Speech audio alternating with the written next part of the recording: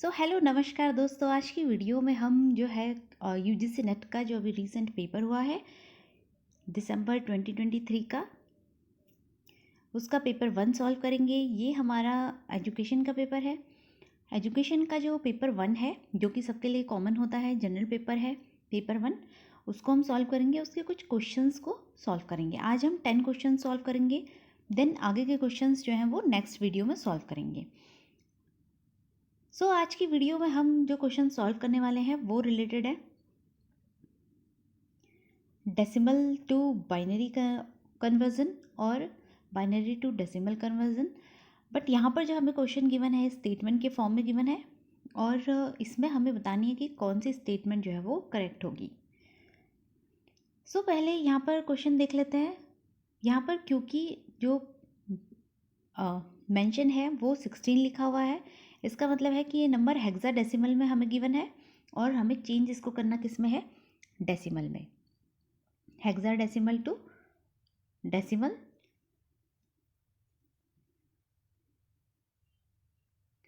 Second वाले option में भी हमें हेक्साडेसिमल से डेसिमल से किस में कन्वर्ट करना है, हेक्साडेसिमल में। हमें नंबर्स को आइडेंटिफाई करना पहले समझना है। बेसिक्स जो हमारे हैं कि अगर एक नंबर बाइनरी में लिखा है, बाइनरी फॉर्म में लिखा है, सपोज़ ये नंबर बाइनरी में है, तो इसके बाहर हम क्या लगाएंगे, ब्रैकेट में 2 लगाएंगे, तो ये हमारा नंबर बाइनरी में लिखा है। इफ़ अगर कोई नंबर ऑक्टा डेसिमल में है तो वहाँ पर हम क्या लगाते हैं, 8। अब यहाँ पर जो हमारा नंबर है वो हमें यहाँ पर क्योंकि 16 गिवन है, तो इसका मतलब ये हेक्साडेसिमल में नंबर है और 10 यहाँ पर लिखा है नेक्स्ट नंबर में, तो इसका मतलब ये डेसिमल में है। अब सबसे पहले समझते हैं कि हेक्साडेसिमल में जो नंबर हमें गिवन होता है उसको हम डेसिमल में कैसे कन्वर्ट करेंगे। अब यहाँ पर हमें नंबर तो गिवन है 2, 1 एंड ई। सबसे पहले हमें इस ई को डिकोड करना है कि हम ई के जगह पर नंबर क्या लिख सकते हैं। हेक्साडेसिमल जो होता है उसमें हमारे नंबर 0 से 9 तक तो होंगे, उसके अलावा 9 के बाद जो नंबर होते हैं उनको रिप्रेजेंट करते हैं A, B, C, D, E और F।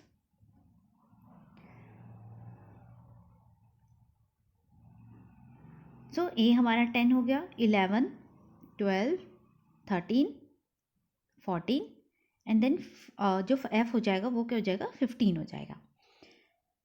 ये हमें लर्न रखने हैं कि 0 से लेकर 9 तक तो नंबर्स होंगे, उसके बाद जो नंबर्स होंगे उनको 10, 11, 12, 13, 14, 15 नंबर्स को ए से लेकर एफ तक जो है वो डिनोट करते हैं।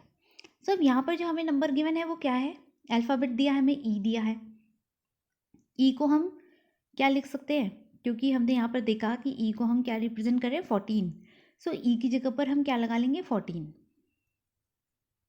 ये हमारा नंबर बन गया 2, 1 और ये आ जाएगा ई की जगह पर 14। ये हमारा नंबर हो गया। अब ये जो 14 है इसको हम एक साथ ही लेंगे, इसको हम 4 अलग और 1 अलग ऐसे नहीं लेंगे। जैसे कि हम नंबर्स को जब हम कन्वर्ट करते हैं तो हेक्साडेसिमल से डेसिमल में हमें करना है, तो हम क्योंकि यहाँ पर 16 है हेक्साडेसिमल में तो उसकी पावर लेंगे और पावर के लिए हम क्या करेंगे, 14 को एक साथ लेंगे। जो हमारा नंबर अब यहाँ पर बन गया है 2, 1 ई।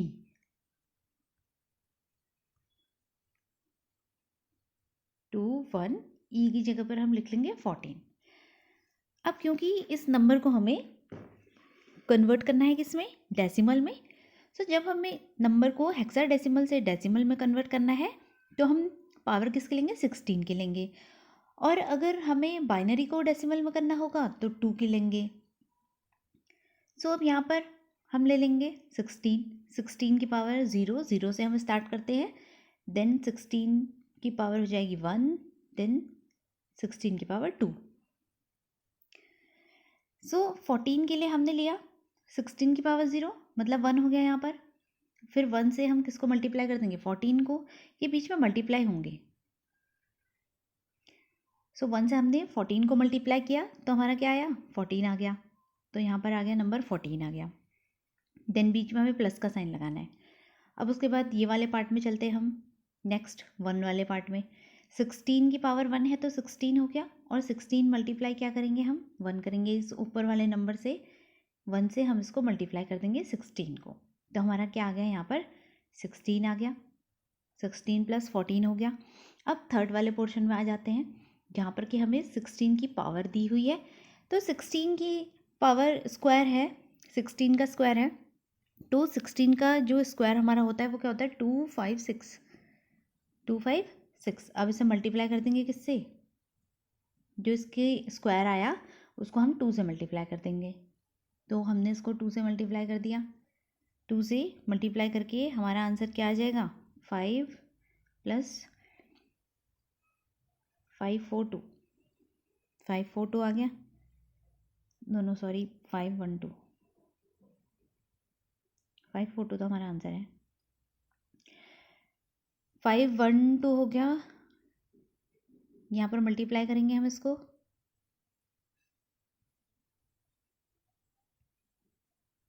तो ये हमारा हो गया 512। 512 हो गया। सो अब हमने जब इसको सॉल्व किया तो हमारे जो आंसर थे वो क्या निकले, 512 + 16 + 14, ये आ गया था। अब हम इनको प्लस कर देंगे, तो जब हम इन्हें प्लस करेंगे तो हमारा आंसर आ जाएगा, यहाँ पर 2 आए, यहाँ पर 1 चला गया, 4 और ये हो गया 5, तो 542। तो हमारा आंसर क्या आया, 542। इट मीन्स जो हमारा आंसर है क्या वो मैच कर रहा है आंसर से, नो। हमारा आंसर क्या आ रहा है, यहाँ पर जो हमें गिवन है वो क्या गिवन है, 541। तो हमारा आंसर क्या आ रहा था, 542, वेरी क्लोज। सो इसलिए जो हमारी स्टेटमेंट 1 है वो क्या हो जाएगी, इनकरेक्ट हो जाएगी। अभी तो स्टेटमेंट 1 इनकरेक्ट है, अब हमें स्टेटमेंट 2 चेक करनी है कि क्या ये स्टेटमेंट जो 2 दी है वो सही है या नहीं। स्टेटमेंट 1 हमें समझ में आ गई, अब हम स्टेटमेंट 2 सॉल्व करेंगे। अब इसमें हमें उल्टा गिवन है, हम इसे ऐसे भी कर सकते हैं, या तो हम इस हेक्साडेसिमल को डेसिमल में चेंज कर लें, या हम इस डेसिमल को हेक्साडेसिमल में चेंज कर लें। अब हमने क्योंकि एक मेथड देख लिया है जिसमें हमने हेक्साडेसिमल को डेसिमल में कन्वर्ट किया, अब हम यहाँ पर दूसरा मेथड देखेंगे जिसमें कि हम डेसिमल को हेक्साडेसिमल में कन्वर्ट करेंगे। तो हमें एक चीज़ याद रखनी है कि जब हम एच पी का मतलब क्या है, जब हेक्साडेसिमल में नंबर गिवन है उसको हमें डेसिमल में कन्वर्ट करना है तो हम पावर लगाते हैं। पावर किसकी लगाएंगे, 16 की, ठीक है।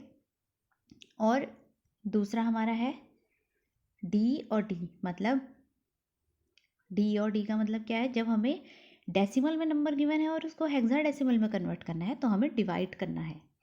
किससे डिवाइड करेंगे, 16 से। हमने पावर किस में लगाई थी, 16 में, तो डिवाइड भी किससे करेंगे, 16 में, क्योंकि हमें इसे हेक्साडेसिमल में कन्वर्ट करना है। जब हमें बाइनरी में कन्वर्ट करना होता है तो हम 2 से डिवाइड करते हैं। जब हमें कोई भी डेसिमल वाले नंबर को हमें जब बाइनरी में कन्वर्ट करना होता है तो हम 2 से डिवाइड करते हैं। ऑक्टा में कन्वर्ट करना है तो हम 8 से डिवाइड करते हैं, और यहाँ पर क्योंकि हमें हेक्सा में कन्वर्ट करना है तो हम किससे डिवाइड करेंगे, 16 से। तो अब हम जो हमारी स्टेटमेंट 2 है उसको सॉल्व करते हैं। तो हमें नंबर गिवन है क्या, 257। इसको हमें डिवाइड किससे करना है, 16 से। क्यों करना है डिवाइड 16 से, क्योंकि ये हमें हेक्साडेसिमल में हमें इसे कन्वर्ट करना है। 257 डिवाइडेड बाई 16, तो 16 बन जा, सॉरी यहाँ लिखेंगे 16 बन जा, 16 हो गया, और यहाँ पर हमारा 9 बचेगा तो 16 6 हो जाएगा। तो यहाँ पर हमारा क्या बचा, रिमाइंडर 1 बचा। रिमाइंडर को हमें यहाँ लिखना होता है। देन अब 16 है तो फिर से 16 आएगा, 16 बन जा 16, और यहाँ पर रिमाइंडर क्या बचेगा, 0। जो रिमाइंडर है वो हमें यहाँ लिखना है, ओके। जो भी हमारा शेष बचता है वो हमें इधर लिखना है। सो अब यहाँ पर हम देख सकते हैं कि हमारा नंबर, हमें जब भी हम डिवाइड करते हैं और नंबर को हम डेसिमल से बाइनरी में चेंज करें, या उसको ऑक्टा में चेंज करें, या हम उसको हेक्सा में चेंज करें, तो आंसर जब भी हम लिखते हैं हम कहाँ से लिखते हैं, नीचे से ऊपर की तरफ जाते हैं, और हम इसे लिखेंगे कैसे, 1 0 1। ये हमने यहाँ से यहाँ वाला 1 नहीं लिया, ऊपर वाला 1 नहीं लिया, हमने नीचे वाले 1 से शुरू किया है, 1 0 1 ऐसे। सो हमारा आंसर क्या आ गया 101। 16 हम यहाँ पर लिखेंगे क्योंकि हमने इसे किस में कन्वर्ट किया, हेक्साडेसिमल में। सो हमें क्या पता चलता है, हमारा आंसर स्टेटमेंट 2 जो है वो क्या है, करेक्ट है एकदम, और स्टेटमेंट 1 क्या थी, गलत थी। तो हमारे इसका राइट ऑप्शन क्या हो जाएगा, ऑप्शन नंबर 4, ऑप्शन नंबर 4।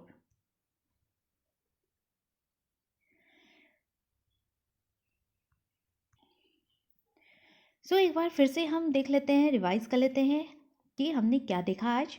हमने ये पढ़ा कि जब हमें हेक्साडेसिमल में नंबर गिवन है, कोई नंबर हमें हेक्साडेसिमल में गिवन है और उसे बोला है कि किस में कन्वर्ट कर दो, डेसिमल में कन्वर्ट कर दो, तो हमें एक चीज़ याद रखनी है, एच पी, क्योंकि हमें हेक्साडेसिमल में नंबर गिवन है ना, तो एच और पी मतलब, एच मतलब हेक्सा और पी मतलब पावर, तो इसमें क्या लगेगी, पावर लगेगी।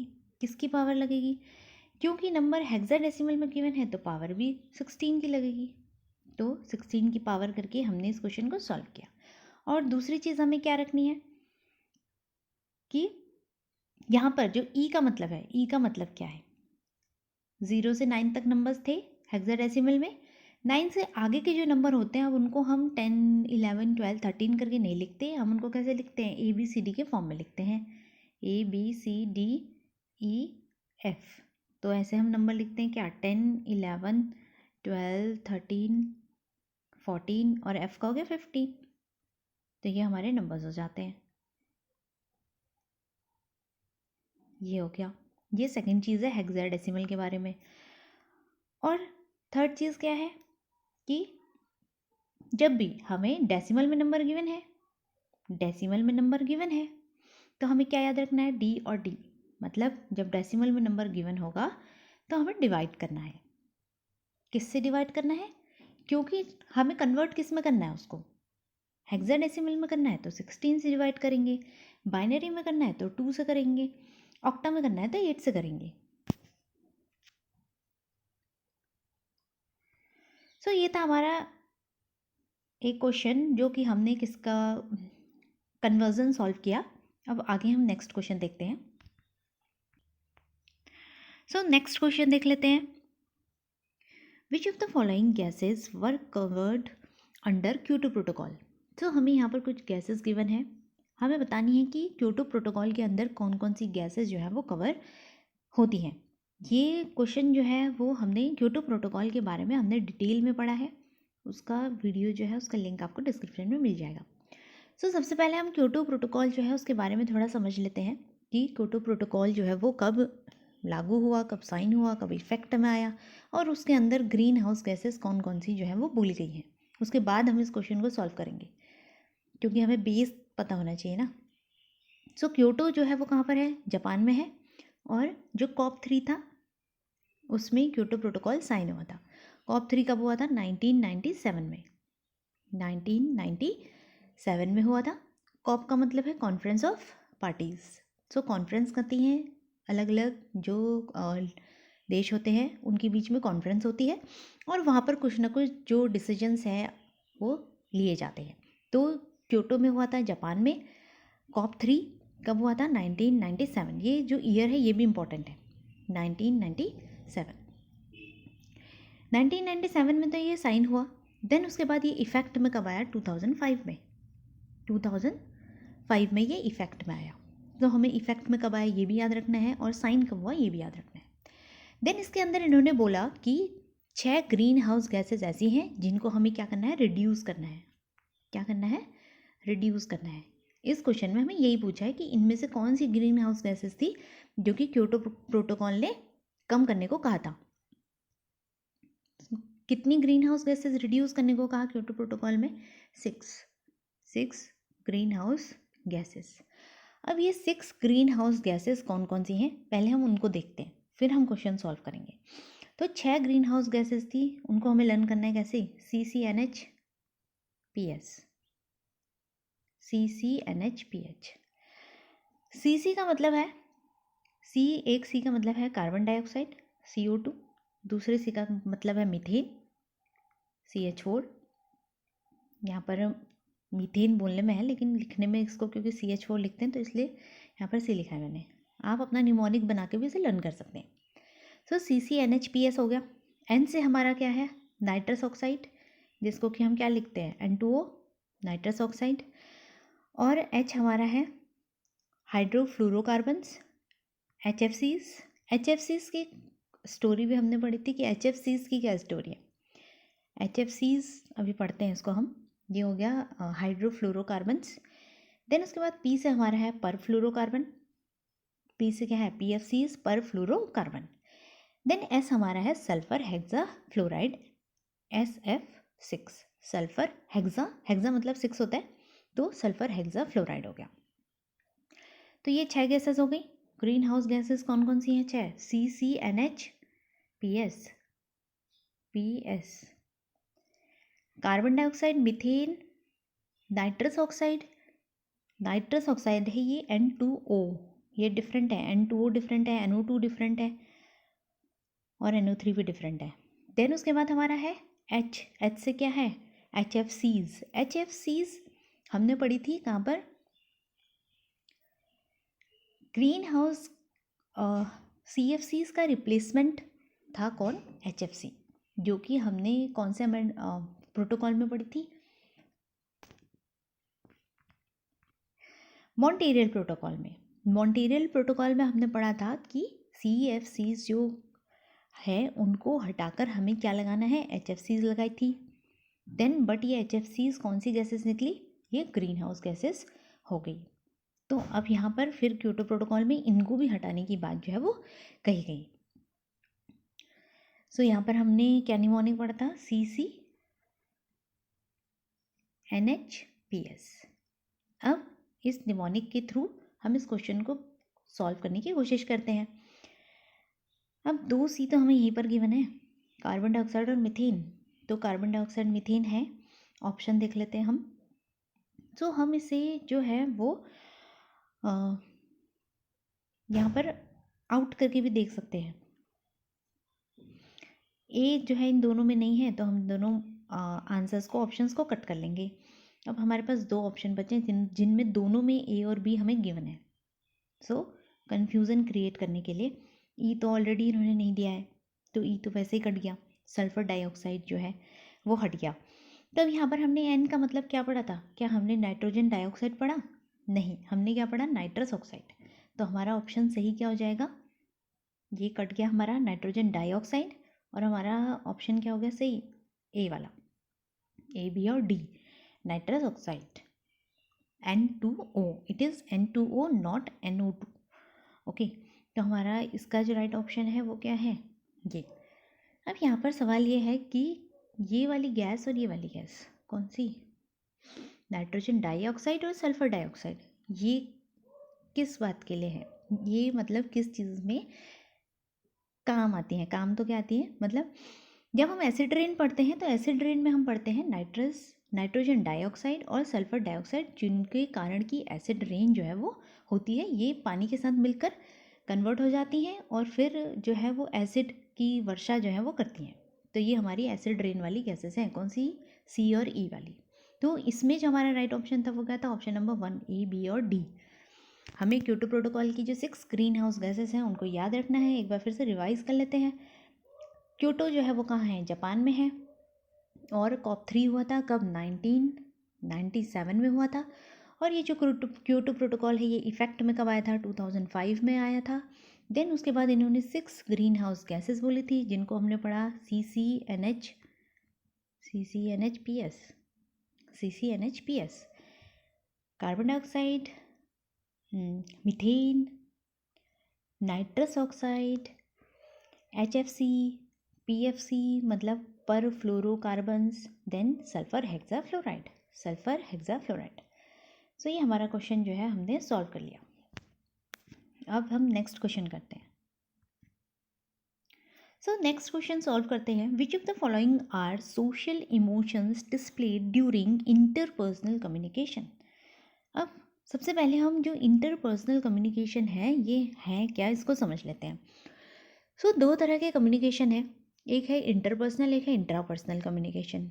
सो इंटरपर्सनल कम्युनिकेशन जो होता है वो दो या दो से ज़्यादा लोगों के बीच होता है, तो उसको हम इंटरपर्सनल कम्युनिकेशन कहते हैं। ठीक है। अब इंट्रापर्सनल कम्युनिकेशन जो है वो सेल्फ कम्युनिकेशन होता है कि हम जब खुद से ही क्या कर रहे हैं, बात कर रहे हैं, तो वो हमारा इंट्रापर्सनल कम्युनिकेशन हो जाता है।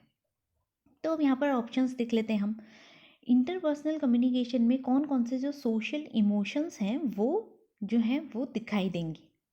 सबसे पहले है एम्ब्रेसमेंट, गिल्ट, शेम, प्राइड, जेलसी। सो हम देख सकते हैं कि जब हम किसी पर्सन से बात करते हैं तो हमें ये चीज़ें जो हैं वो दिखाई देती हैं, ये सारी चीज़ें दिखाई देती हैं। ABCDE, तो ये हमारा फोर्थ वाला जो है इसका सही ऑप्शन हो जाएगा। ये तो इजी क्वेश्चन था, बस हमें इंट्रापर्सनल कम्युनिकेशन और इंट्रापर्सनल कम्युनिकेशन जो है वो पता होना चाहिए। हो सकता है नेक्स्ट टाइम इंट्रापर्सनल कम्युनिकेशन हमसे पूछ ले जाए। तो ये है हमारा राइट आंसर और ऑप्शन नंबर 4। नेक्स्ट क्वेश्चन देखते हैं अब हम। सो नेक्स्ट क्वेश्चन देखते हैं जो कि हमारा है किससे, टीचिंग एप्टीट्यूड से। इससे पहले का क्वेश्चन जो था वो कम्युनिकेशन यूनिट से था, और उससे पहले जो हमने सॉल्व किया था वो ICT से था। देन बीच में हमने जो पीपल डेवलपमेंट एंड इन्वायरमेंट वाला क्वेश्चन जो हमारा आया था क्योटो प्रोटोकॉल, वो भी सॉल्व किया। अब हमारा जो नेक्स्ट क्वेश्चन है वो है हमारा which of the following are the learner related factors that influence learning. हमें क्वेश्चन को ध्यान से पढ़ना है तो आंसर हमारा इजीली निकल आएगा। सबसे पहला है लर्नर्स लेवल। क्वेश्चन हमें ये कह रहा है कि लर्नर से रिलेटेड जो फैक्टर्स हैं जो कि लर्निंग को इन्फ्लुएंस करेंगे, कि लर्निंग को प्रभावित करेंगे, वो कौन से हो सकते हैं। Learners level of aspiration and achievement motivation. Then next है हमारा learners readiness and will power, basic potential of learner, learners physical and mental health, personality trait and behaviour of teacher. ओ, ये क्वेश्चन तो हम देख के ही बता सकते हैं कि हमें पूछा जब लर्नर के बारे में है तो हम टीचर के बारे में यहाँ पर क्यों बताएंगे। तो ये हमारा ऑप्शन कट हो जाएगा, ऑप्शन नंबर ई। सो ऑप्शन नंबर ई हमारा किस में नहीं है, तो देखेंगे हम इसमें भी है, इसमें भी है और इसमें भी है। तो ये क्वेश्चन का आंसर हम एलिमिनेशन मेथड से निकाल सकते हैं। तो यहाँ पर हमने ई को जब कट कर दिया तो हमारे पास एक ही ऑप्शन बचता है, वो हमारा है A, B, C और D। तो ऑप्शन नंबर सेकंड जो है वो सही हो जाएगा, इसका ऑप्शन नंबर सेकंड। ये सारे जो हैं वो लर्नर के इन्फ्लुएंसिंग फैक्टर्स जो है वो हो जाएंगे। नेक्स्ट क्वेश्चन देखते हैं हम। सो नेक्स्ट क्वेश्चन है when people intend meaning in their communication they are dealing with. तो जब पीपल, लोग जो हैं वो कम्युनिकेशन में मीनिंग जो है उसको निकाल रहे हैं तो वो किससे जो है वो डील कर रहे हैं। तो हमारे 4 ऑप्शंस यहाँ पर है projective time, fragmented time, perspective time, perceptual time और साइकोलॉजी ऑफ टाइम। सो इसका राइट ऑप्शन जो है वो ऑप्शन नंबर 4 है कि साइकोलॉजी ऑफ टाइम। 4 जो है वो इसका राइट ऑप्शन है।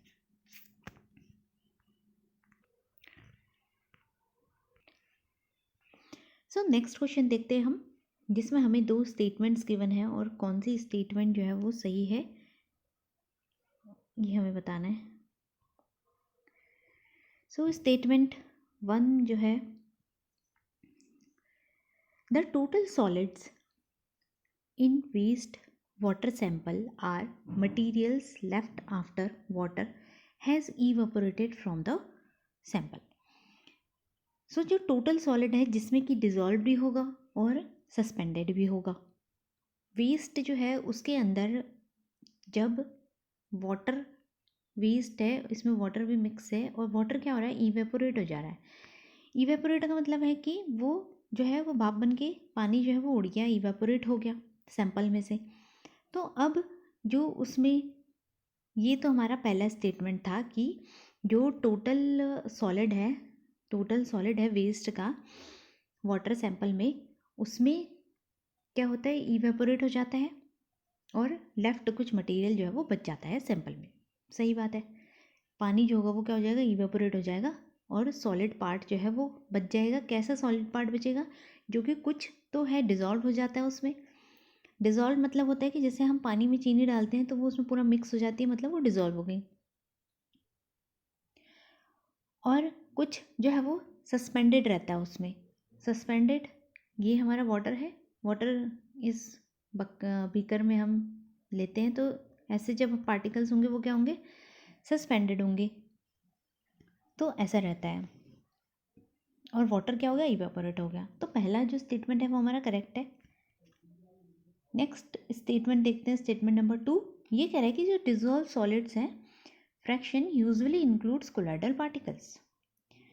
सो जो डिजॉल्व सॉलिड था उसके अंदर भी क्या रहता है, कोलाइडल पार्टिकल्स जो हैं वो रहते हैं।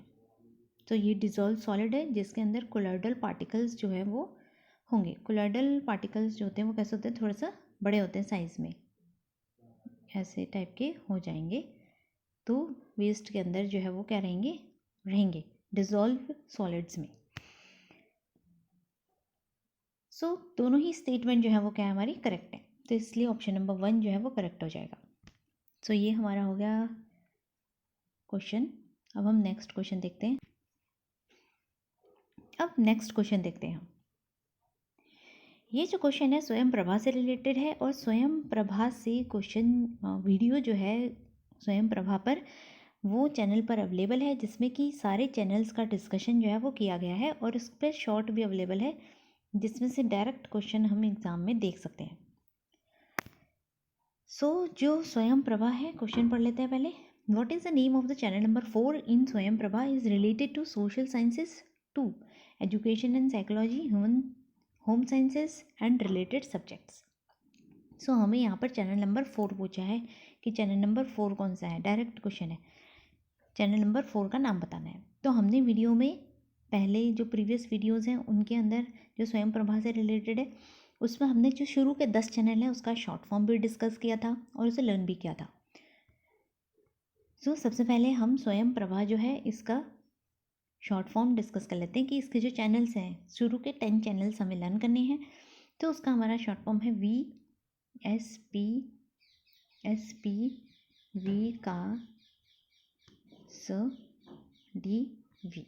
विकास DV।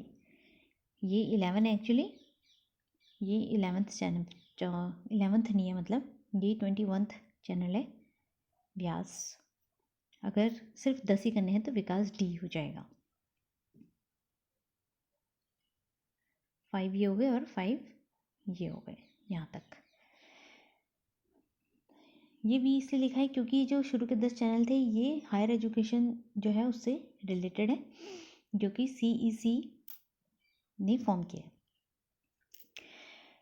तो यहाँ पर हम पहले इनका जो है फुल फॉर्म देख लेते हैं। सबसे पहला हमारा जो चैनल है वो वागीश है, जिसको कि V से हम डिनोट करते हैं, वागीश।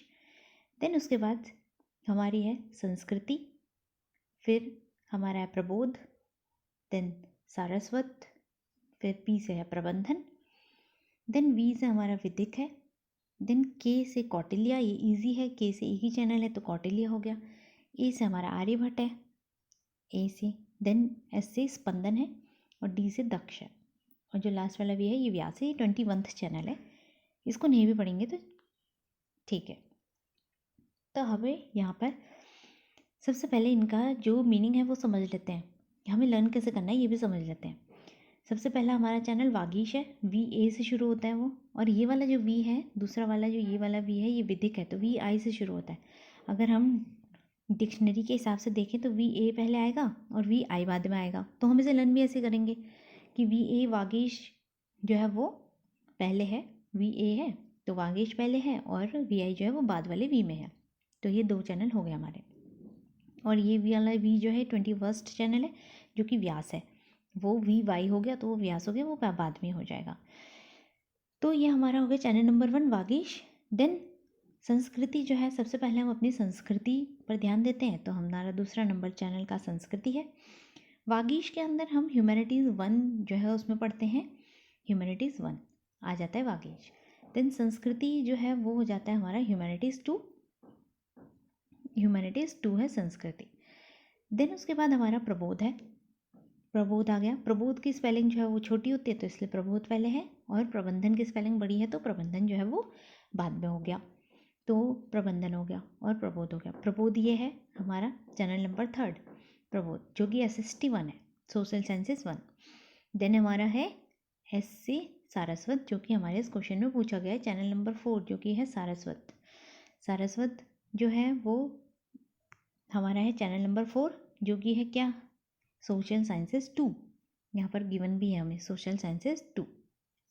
देन उसके बाद हमारा आ जाता है दूसरा P, जो कि क्या है, प्रबंधन। पहला P क्या था, प्रबोध, और फिर है प्रबंधन। प्रबंधन है सोशल साइंसेज 3। वैसे चैनल नंबर कौन सा हो गया, 5। चैनल नंबर 5 हो गया प्रबंधन। देन उसके बाद VSP वाला पोर्शन हमारा हो गया, पहले वाला VSP ये वाला पोर्शन हो गया। अब दूसरा पोर्शन हमारा है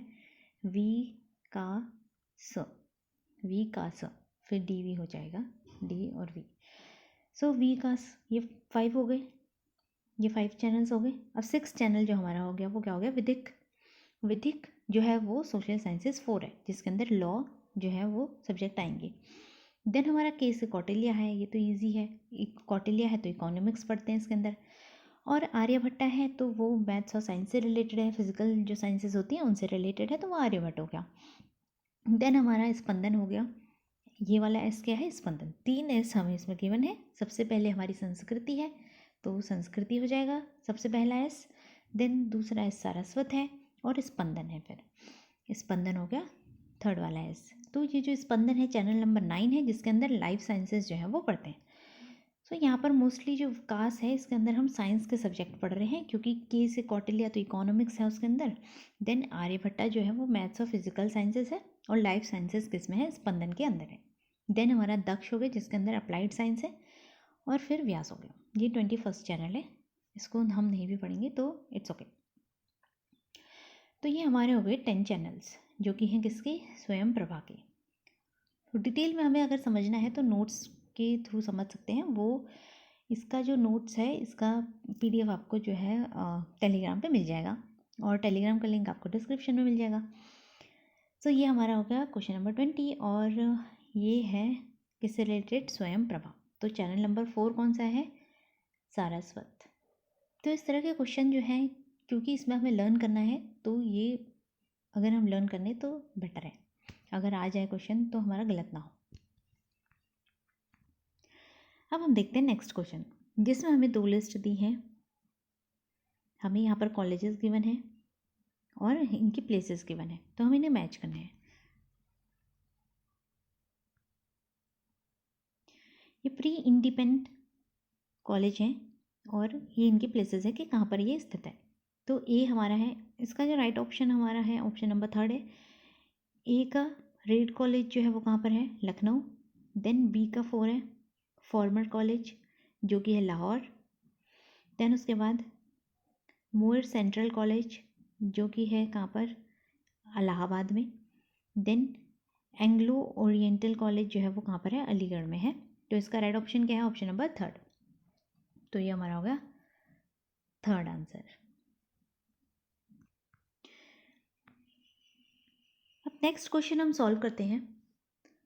A musician uses a broadband internet connection to download music. In this context, which of the following statements are true? So इनमें से सही statements क्या हैं हमें बताना है। Some rural areas in India have poor broadband access. There is no need to dial up. Broadband is always connected. Next हमारा है You cannot use the landline phones at same time while using the broadband internet. So ये जो हमारा question है इसका हमारा right answer क्या होगा कि इसमें सबसे पहला पूछे कि कुछ जो इंडिया के रूरल एरिया है, गांव वाली जो एरिया है, वहाँ पर ब्रॉडबैंड की एक्सेस जो है वो पुअर है। सही बात है कि जो हमारे गांव वाले एरिया है, ग्रामीण इलाके हैं, वहाँ पर ब्रॉडबैंड की एक्सेस अभी उतनी नहीं है, तो ये ऑप्शन नंबर 1 जो है वो सही रहेगा। देन ऑप्शन बी है कि there is no need to dial up, broadband is always connected. So ये जो ऑप्शन नंबर बी है ये भी हमारा क्या है, सही रहेगा। और ऑप्शन नंबर सी जो है इसमें कह रहा है कि you can not use the landline phones at the same time while using the broadband internet. तो ऐसा नहीं होता है, we can use the landline phones while we are using the broadband internet. So हमारा जो इसका राइट ऑप्शन हो जाएगा वो क्या हो जाएगा, ए एंड बी। तो नंबर 1 जो ऑप्शन है वो हमारा करेक्ट हो जाएगा। तो हमारा नंबर 1 जो ऑप्शन है वो करेक्ट हो गया, जो कि है ए एंड बी।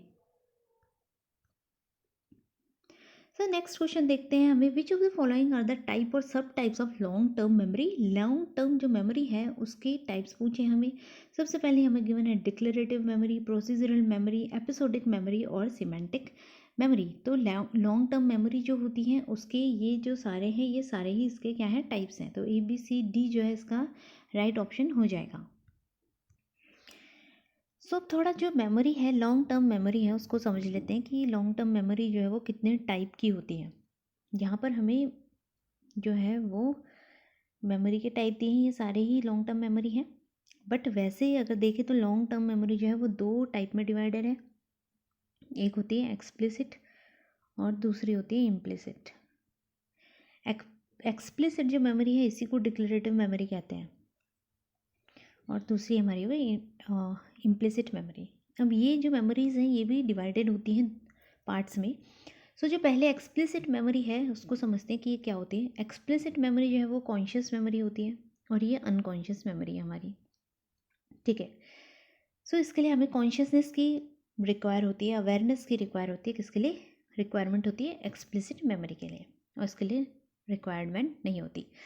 सो अब जो एक्सप्लिसिट मेमोरी है ये दो में डिवाइडेड है, एक्सप्लिसिट E और S। X है, एक्सप्लिसिट है तो इसकी स्पेलिंग भी E से स्टार्ट होगी, E और S। E से हमारी है क्या? एपिसोडिक मेमोरी, और S से हमारी है सिमेंटिक मेमोरी। तो दो तरह की होगी एक्सप्लिसिट मेमोरी, E और S, एपिसोडिक और सिमेंटिक मेमोरी। तो ये दो हो गई। अब हम बात करते हैं इम्प्लिसिट मेमोरी की। इम्प्लिसिट मेमोरी को हम नॉन डिक्लेरेटिव मेमोरी भी कहते हैं। एक्सप्लिसिट को डिक्लेरेटिव कहेंगे और इम्प्लिसिट को नॉन डिक्लेरेटिव कहेंगे। सो इम्प्लिसिट जो है वो तीन तरह की है। सबसे पहले इसको हम लर्न रखेंगे PLP से।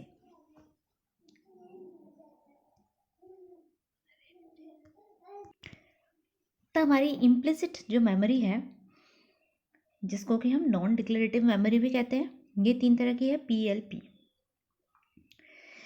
P से हमारी प्रोसीजरल मेमोरी, देन L से लर्निंग थ्रू क्लासिकल कंडीशनिंग, और P से हमारी हो जाएगी प्राइमिंग, जो है वो थर्ड टाइप इसका हो गया। तो ये जो थी मेमोरी। सो हमारी इम्प्लिसिट मेमोरी जो है वो तीन तरह की है जो कि है P, L और P। इम्प्लिसिट मेमोरी को हम नॉन डिक्लेरेटिव मेमोरी भी कहते हैं। डिक्लेरेटिव कौन सी थी? Explicit memory. तो यहाँ पर इम्प्लिसिट मेमोरी जो है वो है procedural memory, learning through classical conditioning and priming. तो ये तीन तरह की हो गई। सो इसीलिए यहाँ पर जो क्वेश्चन में हमें दिया है वो टाइप्स और सब टाइप्स भी दिया है, क्योंकि अगर मेनली देखें तो लॉन्ग टर्म मेमोरी दो तरह की है, इम्प्लिसिट और एक्सप्लिसिट, जिसमें से हमें यहाँ पर एक्सप्लिसिट दिया है जिसको कि डिक्लेरेटिव मेमोरी भी कहते हैं, और प्रोसीजरल मेमोरी जो कि इम्प्लिसिट मेमोरी जो है उसका टाइप है, और एपिसोडिक मेमोरी जो कि किसका टाइप है? एक्सप्लिसिट मेमोरी का टाइप है, और सिमेंटिक भी जो है वो एक्सप्लिसिट मेमोरी जो है उसका टाइप है। तो ये दोनों एक्सप्लिसिट मेमोरी के टाइप हैं, और जो बी पार्ट है वो इम्प्लिसिट मेमोरी जो है उसका टाइप है। सो ये थे हमारे आज के 10 क्वेश्चंस जो कि हमने सॉल्व किए पेपर 1 के UGC नेट के लिए, जो कि हमारा इसी बार का जो पेपर हुआ है दिसंबर का 2023 का, उसका क्वेश्चन पेपर था पेपर 1। सो अगर आपको वीडियो पसंद आई हो तो लाइक ज़रूर कीजिएगा, और मेमोरी पर हम जो है डिटेल में वीडियो बनाएंगे, उस पर डिटेल में डिस्कशन करेंगे, और क्योटो प्रोटोकॉल पर डिटेल वीडियो जो है वो आपको उसका लिंक जो है वो डिस्क्रिप्शन में मिल जाएगा। सो अगर आपको वीडियो पसंद आया हो तो लाइक ज़रूर कीजिएगा, और चैनल सब्सक्राइब नहीं है तो सब्सक्राइब भी कर लीजिएगा, और अपने फ्रेंड्स के साथ शेयर ज़रूर कीजिएगा। Thank you for watching.